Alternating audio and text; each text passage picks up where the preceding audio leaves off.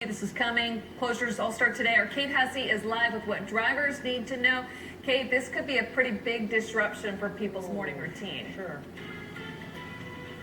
Yeah, it certainly could be. And take a look here behind me. You can see crews are already getting started on this $122 million safety improvement project. And you can also see the road close signs are up, so not everybody is happy about this project. And there's a bit of a reason for that. In fact, drivers here in the area are concerned this is going to cause some traffic headaches. Closing down the bridge means all traffic, usually crossing the Loxahatchee River on US1, will be funneled instead onto the alternate A1A bridge and then diverted either east or westbound onto Indiantown Road.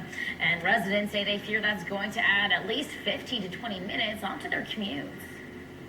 I think it's going to be an impact on the area. Indiantown is always the busy road. Everybody's going to divert over to A1A, but they'll manage. One good thing is all the bars on Love Street are going to have it a lot easier. That'll be like a dead end. Now, the point of this project is to make the bridge here safer and sounder. In fact, FDOT says the new bridge, once it is complete here, will have 11-foot travel lanes in either direction, 8-foot pedestrian lanes, 7-foot bike lanes. There's also supposed to be a pedestrian overlook, and the new drawbridge is supposed to reduce some traffic noise. Back to you. Yeah, it sounds good, Kate, once we could get there, 2 years from now. For people that this area is a big part of their regular routine, what are the best workarounds?